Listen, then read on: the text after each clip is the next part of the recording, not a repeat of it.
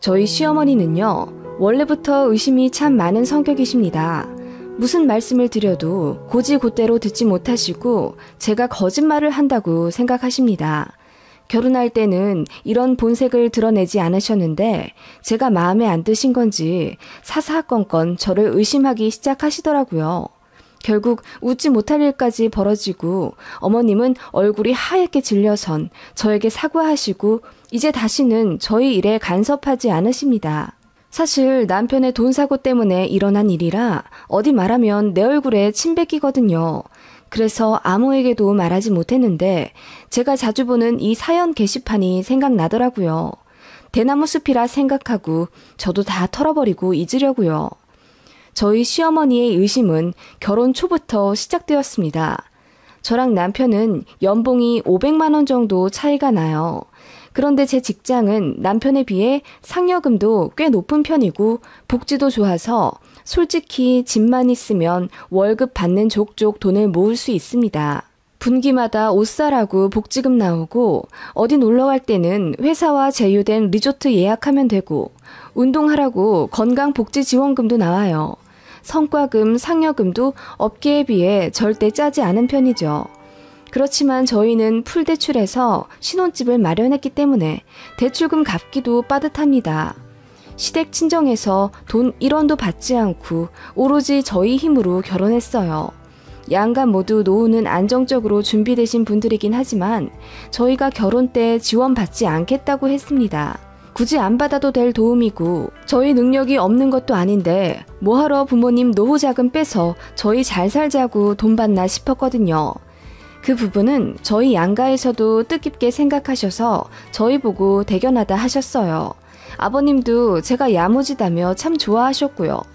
그런데 시어머님은 마음에 안 드셨나 봐요. 결혼하고 나서야 약주 한잔 하신 채 말씀하시더라고요. 시댁에서 아들네한테 돈을 얼마라도 해줘야 며느리 잡기가 편한데 이건 뭐 돈을 한 푼도 못 줬으니 입대기도 어려워졌네. 이래서 요즘 며느리들이 무섭다니까. 너도 솔직히 시부모 간섭 안 받으려고 돈 안 받은 거지? 요즘은 그렇다고 하더라. 그래서 돈 버는 며느리들이 무서운 거라고. 네? 어머님, 제가 설마요. 어머님은 농담이라고 하시며 웃으셨지만 저는 그 얘기를 들으니 괜히 마음이 찜찜해졌죠. 남편도 앞에서는 어머님께 왜 그런 이야기를 하시냐고 타박했지만 뒤돌아서는 저더러 본인 어머니가 원래 좀 마음에 없는 소리를 하신다며 이해하고 넘어가라고 하더군요. 뭐 그런가 보다 하고 지나갔습니다. 그런데 어머님이 결혼 후 얼마 지나지 않아 제게 연봉을 다시 한번 물으시더라고요. 제가 얼마라고 말씀드리니 둘이 돈 관리는 어떻게 하냐고 물으시더라고요. 그래서 제가 말했죠. 제 월급으로 아파트 대출금이랑 적금 넣고요.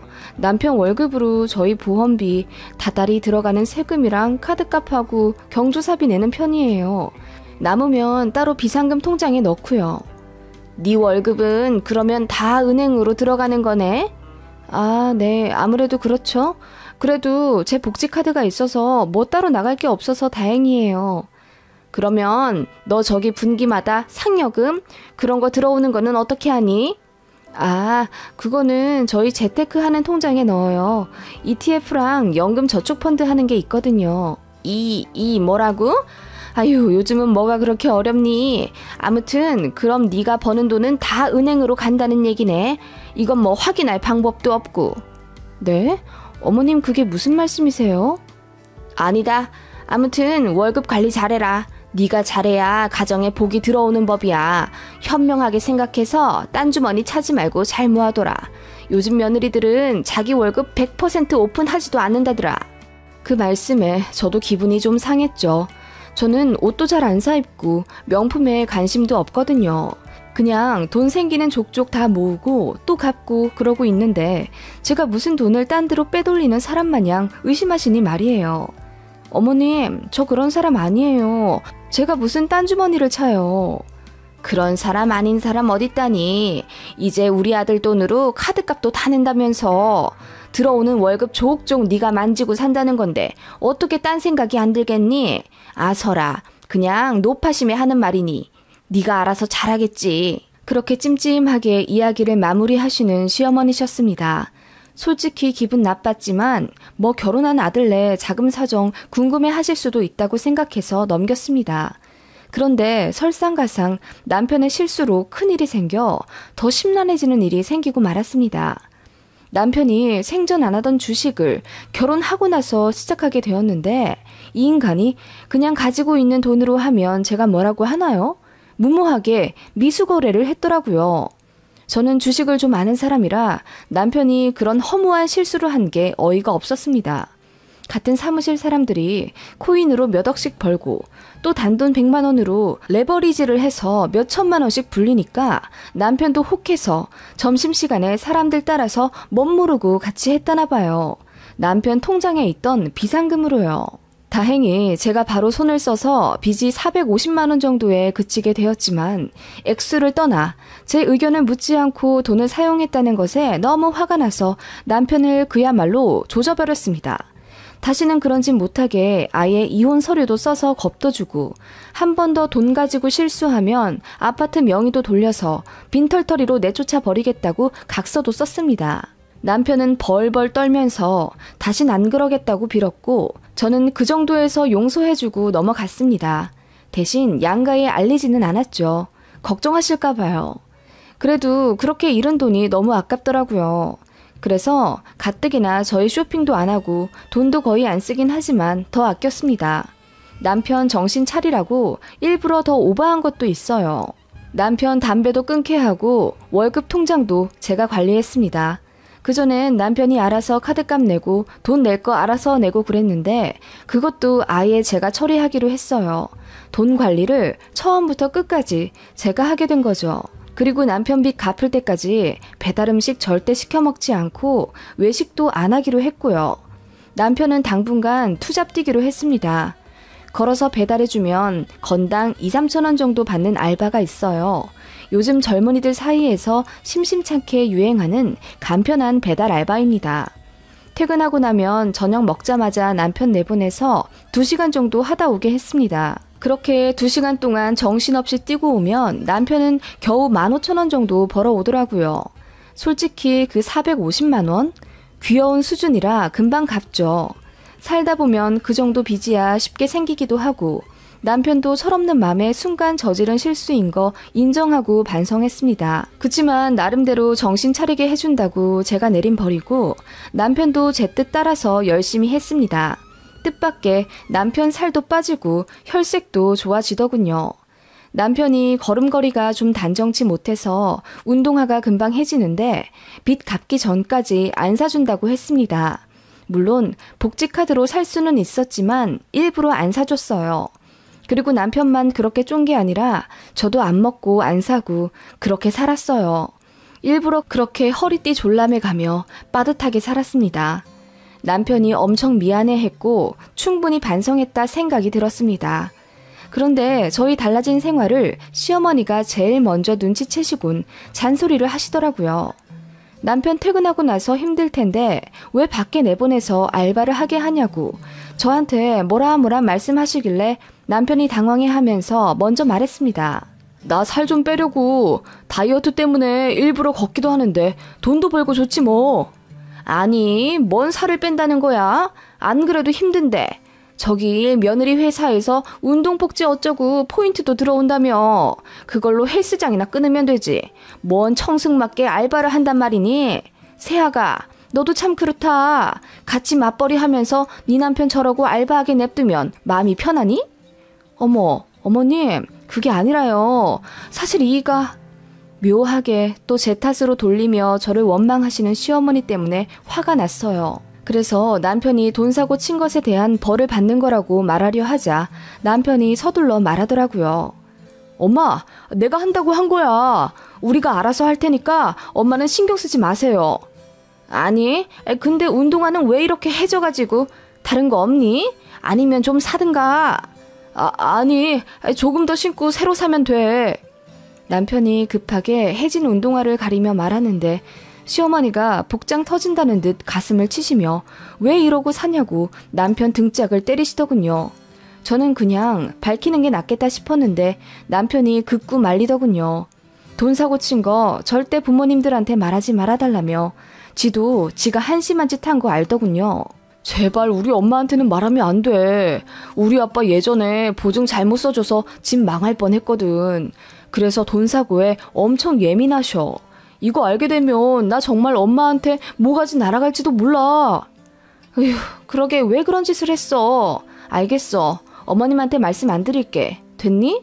아무튼 그래서 저도 비밀을 지켜줬습니다만 시어머님은 제가 천하의 못된 악처라고 생각하시게 된 계기가 된 것 같더라고요.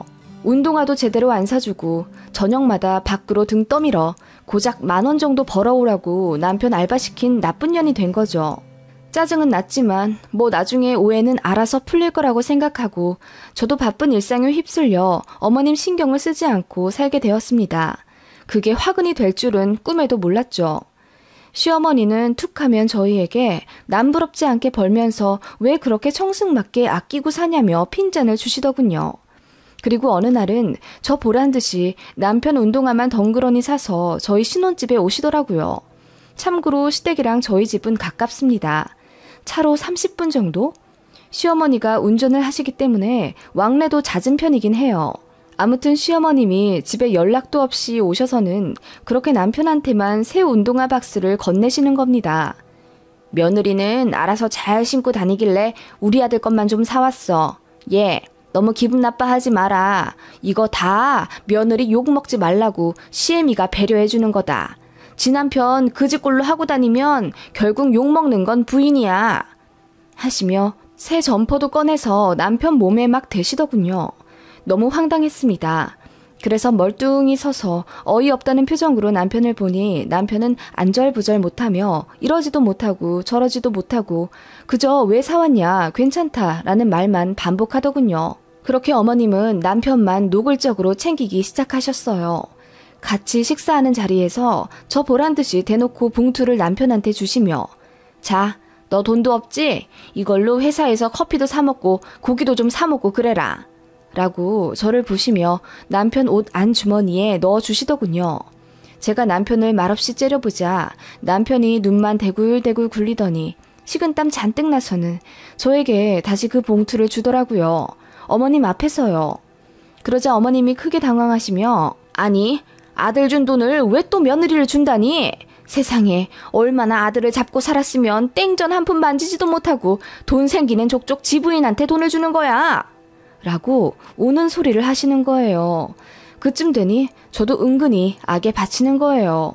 솔직히 말해서 퇴근하고 투잡을 뛰든 뭘 하든 어머님이 무슨 상관이실까요? 독립한 아들네인데 어련히 알아서 하겠죠. 그리고 막말로 제가 퇴근 후에 알바를 한다 치면 어머님은 두 손 두 발 들고 환영하실 분입니다. 그리고 사사건건 저희 부부 돈 관리에 간섭하고 이래라 저래라 통장은 이렇게 해라 저렇게 해라 잔소리 하시니 저도 짜증이 나던 차였는데 당신 아들께서 돈 사고 친 줄도 모르고 저렇게 아들만 감싸시니 저도 화가 나지 않겠어요? 부부 일은 부부가 좀 알아서 하게 냅두시지. 제가 알아서 남편 용서하고 넘어가고 다시는 그런 허망한 짓 못하게 미리 싹을 뽑겠다는 차원에서 당분간 알바 좀 시킨 건데 어머님은 아무것도 모르고 저만 잡으시니 말이에요. 그래서 제가 어머님 앞에서 도발하듯 그 봉투를 받아 감사하다고 인사한 뒤 제 가방에 넣었더니 노발대발 하시는 겁니다. 아니 그걸 그렇게 네가 챙기니? 내가 아들 준 건데. 어머님 결혼한 부부 사이인데 네 돈 내 돈이 어딨어요. 남편 돈이 제 돈이고 제 돈이 남편 돈이죠.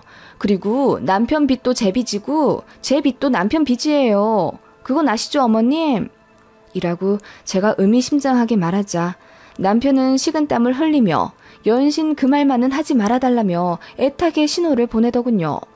어머님은 제가 평소와 다르게 똑부러지게 말하자 더 말씀은 안 하시고 속으로 끙 하신 채 언짢으신 티를 내시더군요. 그렇게 집에 오면서 남편에게 그냥 빨리 어머님한테 말하라고 했더니 그건 또 죽어도 안 된대요. 그래서 합의를 했습니다. 어머님이 저에 대해 단단히 오해하시는 게 있으시고 저도 그로 인해 기분이 많이 나빠졌으니 남편들어 알아서 중간 역할 잘하라고. 자꾸 이렇게 대놓고 아들만 챙기는 시어머님 모습 보이면 저도 가만히 안 있겠다고. 그때는 정말 이혼 얘기 나올지도 모른다고 했더니 그제서야 고부 갈등의 심각함을 깨닫는 남편이었습니다. 남편이 곰곰 생각하더니 저에게 피해 많이 줘서 미안하다고 조만간 시어머니에게 본인 입으로 다 털어놓겠다 다짐하더군요. 그래도 그 와중에 자격지심은 안 부려서 다행이라고 생각했습니다. 자기가 잘못해놓고 더 큰 소리치는 남자들도 많잖아요. 본인이 돈 사고 친 거 잘못 인정하고 깊게 반성하니 오히려 고맙다는 생각까지 들더군요. 아무튼 그렇게 그날은 지나갔고 남편이 시어머니에게 저희 간섭하지 말라고 뭐라 부탁드린 모양이었어요. 그런데 그게 어머님께는 기폭제가 되었던 건가 봐요. 제가 남편 시켜서 그렇게 말하라고 한 줄 아셨는지 제게 따로 연락하셔서는 부부가 한 달에 용돈 각각 얼마 정도 쓰냐고 물으시더군요. 제가 말했죠. 요즘은 용돈이랄 것도 없어요. 그냥 둘 다 아끼고 잘 안 써요. 왜 그러세요? 아니, 그럼 정말 우리 아들이 용돈이 없단 말이냐? 담배도 요샌 안 피우는 것 같던데 돈 없어서 못 피우는 건 아니야? 네, 요새 끊었어요. 담배 몸에 좋지도 않잖아요. 아니, 그래도 걔 그나마 스트레스 푸는 게 담배인데 그 정도는 좀 숨통을 트여줘야 하잖니. 네가 돈을 아예 안 풀어주니까 애가 돈이 없어서 그러는 거잖아. 무슨 건강을 위해서 알바를 한다, 담배를 끊는다 하는 건데. 마침내 욱하시며 소리를 지르시는 어머님이셨습니다. 저도 화가 났죠. 어머님, 담배는 백해 무익한 건데 끊으면 좋죠. 자식 담배 피우는 걸 좋아하는 부모도 있나요? 어머님 좀 놀랍네요. 스트레스가 쌓이니 하는 말 아니니. 너 때문에 아들이 저렇게 궁상맞게 사는데 내 아들 거지꼴로 사는 거 좋아하는 부모가 어디 있어? 거지꼴이라니 어머님. 정말 해도 너무하시네요. 아우, 듣기 싫다. 됐다. 그렇게 어머님은 일방적으로 전화를 끊으시더군요. 진짜 화가 나서 시댁으로 갈까 하다가 참았습니다. 시어머니 때문에 화가 나서 집에 가자마자 시원하게 캔맥주 마실 생각으로 부서 사람들에게 양해를 구해 평소보다 1시간 정도 일찍 퇴근했어요. 저희는 출퇴근 시간 조절이 좀 자유로운 편이거든요. 아무튼 그렇게 집에 들어왔는데 묘하게 집 여기저기가 달라져 있다는 느낌을 받았습니다. 보통 제가 먼저 퇴근하기에 집 정리 정도는 제가 해서 알거든요. 그런데 식탁에 있는 안경집 위치라든지 접어놓았던 노트북이 펼쳐져 있다던가 조금씩 집안이 달라져 있더군요. 그리고 저희는 방문을 절대로 닫지 않아요. 환기랑 냄새 때문에 항상 방문을 열어놓고 다니거든요. 근데 그날은 안방 문이 꾹 닫혀 있더라고요. 뭔가 소름이 끼쳤어요. 안에 혹시 도둑이라도 있을까봐 겁이 나더라고요. 그래서 살금살금 현관 쪽으로 갔습니다. 일단 밖으로 나가려고요. 남편이랑 같이 집에 들어와서 살펴봐야겠다 싶어서 현관문을 열려던 찰나 구석 쪽에 못 보던 신발이 있더군요. 자세히 보니 시어머님 신발이었습니다. 그거 보자마자 등 뒤로 식은땀이 쭉 나더군요. 그리고 닫힌 안방문을 향해 걸어갔습니다. 제가 있는 힘을 다해서 안방문을 확 열자 이러지도 저러지도 못한 채 어정쩡하게 서 있는 시어머니를 발견하게 되었어요. 어머님, 지금 여기서 뭐 하세요? 제가 큰 소리로 외치자 어머님이 우물쭈물 하시며 이러시더군요. 아니, 반찬 좀 넣어준다고 들어왔다가 궁금해서 내 금방 나가려고 했다. 어머님 반찬 주신 적 한 번도 없잖아요. 이상하네요. 어떤 반찬을 주시려고 오셨어요? 그게... 아니 근데 내가 차에 두고 왔는지 깜빡했네. 내가 내일 다시 주러 오마. 하며 급하게 나가시는 시어머님을 말리고 제가 대신 지하 주차장에 다녀오겠다 했습니다. 제가 가져올게요. 어머님 차키 좀 주세요. 그랬더니 기겁하시며 이미 상했을 거라고 됐다고 하시더군요. 왜 이미 상했어요? 오신 지 얼마 안 되셨다면서요. 반찬이 잠깐 차에 있다고 상해요? 그럴 리가요. 제가 가져올게요. 아니다. 됐다. 내가 다시 생각해보니 집에서 아예 까먹고 안 가져온 것 같구나. 내일 다시 오마. 하시며 서둘러 나가시는 시어머님을 잡고 제가 말했어요. 어머님, 이건 누가 봐도 이상한데요? 왜 저 없을 때 굳이 오셔서는 여기저기 살펴보셨어요? 보니까 장롱도 열어보신 티가 나는데. 그리고 어머님, 제가 비밀번호 알려드린 이유는 저번에 어머님이 말씀도 없이 오셨을 때 밖에서 기다리지 마시라고 알려드린 거지, 이렇게 저희 없을 때 막 들어오셔서 집안 살림 뒤져보시라고 알려드린 거 아니에요. 저도 너무 불쾌해요, 어머님. 아니 뭐 아들네 집에 좀 들어올 수도 있지. 넌 네 남편도 잡다 못해 이제 이 시애미까지 잡고 살겠다 이거니? 어머님, 대체 왜 말씀을 그렇게 하세요? 제가 그렇게 맘에 안 드세요? 내가 언제 맘에 안 든다 했니? 아이 그래, 말 나오니 좀 해보자. 너 돈 가지고 우리 아들 눈치 주는 거 내가 모를 줄 알고? 어머님, 또 그 말씀이세요? 저희 부부 돈 관리는 저희가 현명하게 잘하고 있어요. 저희가 뭐 돈 딴 데 쓰는 거 보셨어요? 저 그 흔한 명품백 하나 없고요. 옷도 잘 안 사 입잖아요. 다 아시면서 왜 그러세요? 버는 돈 족족 대출금 갚는데 쓰기도 빠듯하다고요. 내 말이 그 말이다. 돈을 쓰지도 않으면서 왜 그렇게 모아만 둬? 내가 그거 궁금해서 통장 좀 봐야겠다 싶... 어머님이 황급히 말씀을 줄이시더군요. 이제야 알겠더라고요. 왜 장롱을 뒤지셨는지. 어머님, 제가 뭐 어디 딴 데 돈 꿍쳤을까봐 그러세요? 내가 언제 그런 말을 했니? 그냥 아들네 어떻게 사는지 좀 궁금할 수도 있지. 네, 궁금하시다 그래서 아주 세세하게 다 말씀드렸잖아요. 왜 안 믿으시고 이렇게 몰래 집까지 들어와서 장롱을 뒤지시냐고요. 그래, 너 딴 주머니 차고 앉아있는 게 분명해서 내가 그거 찾으러 왔다. 그거 찾아서 우리 아들 이혼시키려고. 저렇게 궁상맞게 살 줄 알았으면 내가 절대로 장가 안 보냈지. 너 여우 같고 실속 차리는 거 내가 모를 줄 알고? 애초에 시댁에 돈 한 푼 안 받겠다 한 것도 시부모 간섭 받기 싫어서 다 계산한 거 아니냐. 요즘 며느리들이 그렇게 무섭다던데 그 말 틀린 거 하나 없어. 너 하는 짓 보면 우리 아들 머지않아 말라 죽을 것 같더라. 그 말에 저도 더 이상 참을 수가 없어서 거실로 나왔습니다. 그리고 노트북을 켜서 남편 증권 계좌를 출력했죠. 그리고 어머님 눈앞에 종이를 던지다시피 들이밀었습니다. 어머님이 당황하신 얼굴로 이게 뭐냐고 물으시길래 제가 답했습니다. 네, 어머님이 그리도 찾으시던 숨겨둔 통장이요. 보세요. 그랬더니 어머님이 봐도 모르시겠다며 짜증을 내시더라고요. 제가 말했죠. 어머님, 아드님이 증권사에 빚을 져서 주시겠다는 뜻이에요. 그래서 원금도 까먹고 450만 원이나 손실 났어요. 물론 이 모든 일은 저 모르게 남편이 한 짓이에요. 아니 우리 아들이 그럴 리가 없는데. 그럼 다른 집 아들이 그랬을까요? 저는 어머님 아들이랑 결혼했는데요.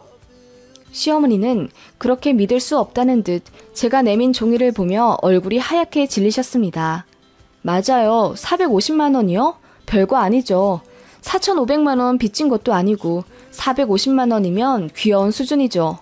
그런데 저 몰래 그렇게 돈을 운용했다는 것 자체가 이혼 사유에 준하는 거예요. 바늘도둑이 소도둑 된다는 말 아시죠? 이거 제대로 안 잡고 그냥 넘어가면요. 허구한 날 저 몰래 돈 사고 치고 다닐 수도 있어요. 심지어 신혼 때 이 짓을 한 건데 어떻게 그냥 넘어가요. 그래서 네가 싼 똥 네가 치우라고 제가 알바시켰어요. 돈 다 갚기 전에는 옷도 신발도 안 사주겠다고 했고요. 배우자 몰래 그런 짓 했다가 걸렸는데 이혼하는 것보다 그렇게 반성하고 사는 게 어머님도 낫지 않나요? 제가 말하자 어머님은 충격받았다는 듯 손발을 벌벌 떠시더군요. 저는 마음 편했을 줄 아세요? 저도 돈 아끼느라 밖에서 커피 한 잔 안 사 먹은 지 몇 주 됐어요. 집에서 텀블러에 커피 타가지고 회사 가고요. 허튼데 돈 안 쓴다고 편의점도 안 가요. 남편도 그거 보면서 반성 많이 했어요. 미안해 했고요. 저 나름대로 현명하게 부부 일 해결하고 있다고 생각하는데 제가 뭘 그렇게 잘못했으며 부부 사이 일인데 그게 그렇게 간섭받을 일인가요? 어머님은 대체 왜 제가 딴 주머니 찾다고 단정 지으시는데요. 저는 그런 생각을 아예 해본 적이 없어서요. 혹시 어머님이 그러시는 건 아니고요? 제가 화난 김에 당돌하게 말하자 어머님이 비밀을 들키기라도 한 사람처럼 화들짝 놀라시더니 우물쭈물 하시더군요. 어머님은 그렇게 제대로 한마디도 못하시더니 도망치듯 집을 나가셨습니다. 뒤늦게 남편에게 말하니 저에게 미안하다며 연신 사과하더군요. 남편 때문에 생긴 일이긴 하지만 어쨌든 어머님의 도가 지나친 간섭 때문에 일이 이렇게 된 거잖아요. 저는 너무 화가 나더라고요. 남편 시켜서 시댁 가서 제대로 말씀드리고 오라고 했습니다. 저는 다시는 시어머니 간섭받기 싫으니 또 이런 식으로 집에 함부로 들어와서 장롱 뒤지실 거면 이사 가겠다고 했습니다. 그리고 이혼도 불사하겠다고 말했죠. 남편이 다 시댁 가서 말하고 온 모양이에요. 시간이 좀 흐른 뒤에 시어머님이 따로 전화하시더니 사과하시더라고요. 어머님 친구분들 말이 요즘 며느리들이 워낙 되바라져서 초장에 안 잡으면 아들이고 시부모고 다 잡아먹힌다나? 구미호도 아니고 뭘 잡아먹나요? 안 그래도 아들만 그 집꼴로 사는 것 같아 속상했고 제가 딴 주머니 차고 있을 거라는 생각에 사실 친정에까지 전화를 했다더군요. 제가 돈을 친정에 빼돌리는 줄 알고요. 그 얘기 들으니 어이가 없더군요. 아무튼 시어머님은 저에게 미안하다고 사과했고 제가 현명하게 잘 처신하긴 했다며 다시는 부부일에 간섭하지 않겠다 하시더군요. 남편도 시댁에서 호되게 혼났다고 하고요. 등짝이 아주 뻘겋더군요. 그리고 며느리 얼굴 보니 부끄럽다 하셨답니다. 아들이 잘못한 줄 모르고 애먼 며느리 잡았다면서 그거 아셨으니 됐다 싶더군요. 아무튼 그 이후로 시댁이랑은 좀 대면대면해졌고 필요한 일 외에는 연락도 거의 안 하고 삽니다. 그리고 남편이 친 돈 사고는 시어머님이 쌈짓돈 꺼내서 메꿔주셨어요. 제가 됐다고 했는데 기어코 봉투를 우편함에 넣어놓고 가셨더라고요. 남편도 반성할 만큼 반성해서 앞으로도 월급 통장은 저한테 맡기기로 했고 모든 돈 관리는 앞으로도 제가 합니다. 다행히 남편도 그 일이 처음이자 마지막이었고 그 이후로는 주식의 주자도 꺼내지 않아요. 그냥 제가 주는 용돈에 만족하면서 살더라고요. 가끔 그 돈 모아서 저에게 선물도 주기도 하고요. 세옹지마라고 남편은 그 일 이후로 무모하게 투자하는 것을 진절머리나게 싫어합니다. 또 저 몰래 허튼 짓 할 생각 보이면 이혼도 생각 중이고요. 아무튼 긴장은 늦추지 않으려 합니다. 제가 착실하게 돈 관리한 덕분에 아파트 대출금도 은행에서 따로 전화가 올 정도로 빠르게 갚아나가고 있고요. 그리고 나중에 남편에게 알게 된 사실인데요. 정말 시어머님이 딴 주머니를 차며 결혼 생활 하셨더라고요. 남편 몰래 여자가 뒤로 1,000만 원은 갖고 있어야 한다는 주의셔서 항상 비상금이 있으셨다고. 아이러니한 게 남편 돈 사고 친 거 메꿔주신 것도 어머님의 딴 주머니에서 나온 겁니다. 정말 웃기죠? 아무튼 어머님도 비상금 만들고 사셨으면서 며느리가 딴 주머니 차는 건 못 보시겠나 봅니다. 시자가 들어가면 사람 심리가 이렇게 되나요? 참 결혼과 시댁이란 알다가도 모르겠습니다.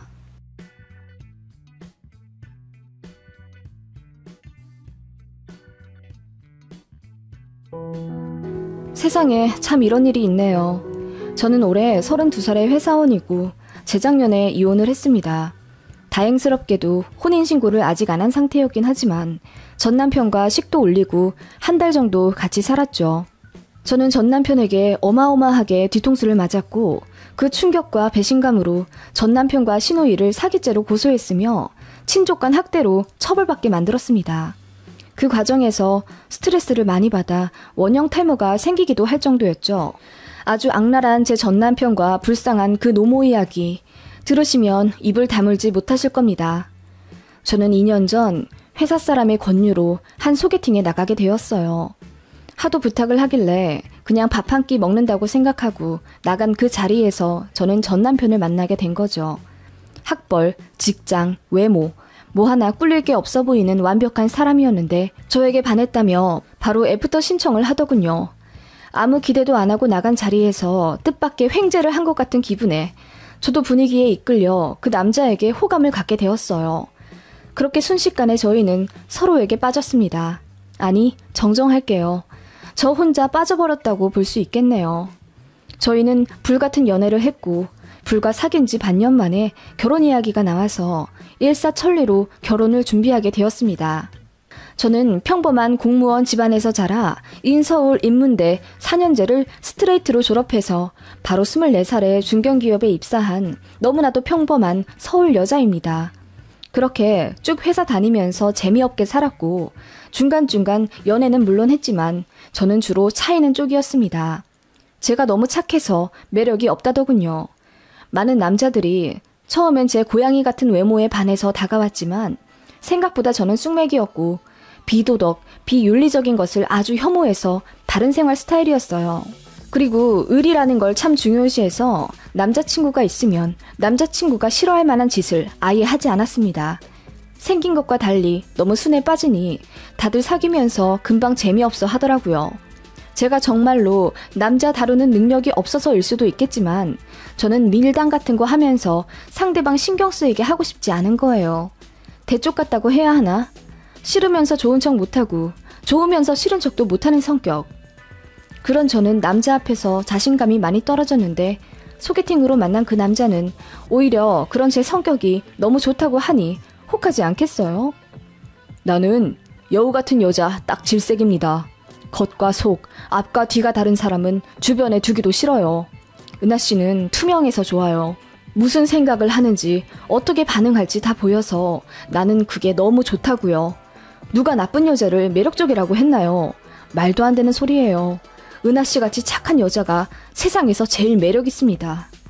그렇게 예쁘게 말하는 남자였고 저는 처음으로 여자로서 제가 다시 태어나는 기분을 느끼며 그 남자와 행복하게 연애했고 자연스레 결혼까지 흘러갔습니다. 앞서 말했듯이 저는 공무원 아버지가 계시는 평범한 집안이었고 본가는 중랑구의 한 30평대 중후반 아파트입니다. 요즘에야 집값이 많이 올라 13억 정도가 되었지만은 처음에는 그렇게 어마어마하게 비싸지도 않았어요. 어쨌든 부동산 호황기 덕분에 돈이 없진 않은 집안 타이틀을 갖게 된 저였고 전 남편네 본가는 경기도 신도시에서 살고 계시다고 하더군요. 원래는 안산에 사시는데 아파트가 여러 채 있으시대요. 그 중에 하나를 실거주 하셔서 입주하신 상태이고 예비 시어머니랑 결혼 아직 안 한 미혼 시누이가 같이 살고 있다고 하더군요. 아버님은 전 남편 중학생 때 사고로 돌아가셨댔고요. 그때 대기업과 연관된 사고였기에 사망보험금 겸 합의금을 몇 억 받았다고 하더군요. 그때부터 부동산 재테크를 하기 시작해서 평범했던 집이 지금의 자산가가 된 본인의 집이라고 구체적으로 소개했습니다. 전 남편은 명문대 곤대 출신이고 IT 기업에 입사한 인재였습니다. 초봉이 7천만 원이었다고 하고 결혼할 때쯤엔 연봉 8,500만 원 정도라 하더군요. 그런데 본가가 거의 전문적으로 부동산 재테크를 하는 중이라 돈 모으는 족족 엄마에게 들었기에 현재 본인이 가진 재산은 차 한 대뿐이라더군요. 결혼하면서 집 하나 받기로 하고 본인 돈 다 넣어놓은 상태라며 전 남편이 그러더군요. 결혼할 때 우리 엄마가 갖고 있는 아파트 중에 하나 전세 빠지자마자 들어가기로 했어. 수원이랑 동탄에서 하나 고르면 될 것 같은데 내 생각엔 수원이 더 나을 것 같아. 동탄은 광역버스가 많이 없다더라고. 너 출근하기 편하려면 수원으로 가야지. 정말? 어머님께서 정말로 집을 해주신다는 말씀이셔?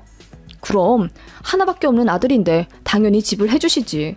그리고 그 집은 내 월급으로 산 거나 마찬가지야. 내가 월급 받는 족족 다 엄마 드렸다고 했잖아. 부동산 재테크 하신다고. 그렇긴 하지. 아니 근데 나는 사실 좀 부담스러워. 아무리 그래도 어떻게 아파트를 덥석. 안 그래도 착한 네가 그렇게 받아들일 것 같아서 일단은 바로 양도 안 받고 전세로 들어가려고. 세금 문제 때문에 어차피 그 방법이 베스트이기도 하고. 일단 무슨 뜻인진 알겠어. 그런데 조금 더 알아보고 웬만하면 우리 힘으로 시작하는 것도 난 나쁘지 않다고 생각해. 역시 자기는 그렇게 말할 줄 알았어. 너무 착하잖아. 그런데 얼마나 돈이 있길래? 전 남편이 눈을 번뜩이며 저더러 얼마 모았냐고 묻더군요. 나는 자취 안 하고 집에서 회사 다녔잖아. 그래서 버는 족족 모은 편이라 지금 한 2억 정도 있는 것 같아. 그리고 주식 계좌에 3천 정도 더 있고. 그랬더니 기대도 안 했다면서 어떻게 그렇게 착실하게 모았냐며 놀라더군요. 그러더니 며칠 뒤 계획이 바뀌었다면서 제가 모은 돈이랑 본인 회사에 복지 차원으로 저금리 대출을 해주는데 그거 이용해서 2억 정도 대출 땡겨 받은 뒤 수도권 아파트에 매매해서 들어가자고 하더군요. 그런데 그거 받으려면 혼인신고를 해야 한다며 도장부터 들이대길래 그건 좀 아닌 것 같아서 제가 거절했습니다. 그랬더니 삐지더라고요. 지금 생각하면 전 남편의 행동이 전형적인 가스라이팅이었던 것 같습니다. 본인이 거부당한 것 같아서 너무 자존심 상하고 이럴 거면 헤어지잔 식으로까지 말을 하길래 제가 너무 당황했어요. 저도 좀 순진한 구석이 있던 터라 제가 좋아하는 남자가 그렇게 나오니 어쩔 줄 모르겠더라고요. 그런데 그 와중에도 혼인신고는 절대로 안 했습니다. 그건 진짜 제가 한 것 중에 유일하게 칭찬할 만한 일이었어요. 전 남편은 제 고집을 꺾지 못하고 결국 다른 금융대출로 본인이 반 정도 채워서 아파트값 마련하겠다 하더군요. 그리고 예비시댁에서 아파트 하나 팔리는 대로 빚 메꾼 후 저희가 산 집을 다시 팔아서 더 인프라 좋은 아파트로 이사 가기로 아주 구체적으로 계획을 짜더군요. 제 앞에서 예비시모랑 통화까지 막 하면서 언제 계약을 하네, 자금이 어쩌네 대화를 했고 신우이랑 집 관련 얘기로 카톡 대화한 것도 저에게 보여주면서 본인의 재정은 이렇게나 탄탄하고 미래를 체계적으로 구상해 놨다는 식으로 어필을 하더군요. 그 모습에 속지 않을 사람이 얼마나 될까요? 전 남편네 집에서 갖고 있는 아파트는 4채나 되었고 시가로 70억 정도는 된다더군요. 세금 처리했던 것들 서류도 막 보여주면서 이건 동탄 아파트 잔금 처리할 때 받은 영수증이고 이건 위례 아파트 양도세 낼 때 증빙 자료라며 뭘 막 들이대더라고요. 봐도 잘 모르겠긴 했는데 아무튼 간에 부자란 건 알겠더라고요. 회사도 확실하고 신원도 확실한 사람이니 더 의심할 바도 없었고 솔직히 제 입장에서는 차고 남는 신랑감이죠. 저희 집에 와서도 어찌나 싹싹한지 공직생활 오래 하셔서 깐깐한 저희 아버지도 빙그레 웃으실 정도였습니다. 어찌나 애교가 많은지 우리 딸들보다 더 곰살맞아 아주. 시댁들 집도 재산도 꽤 있고 회사도 탄탄하고 무엇보다 우리 딸을 이렇게나 좋아해주니 반대할 이유가 무엇인가. 잘 만나보고 때 되면 결혼하게.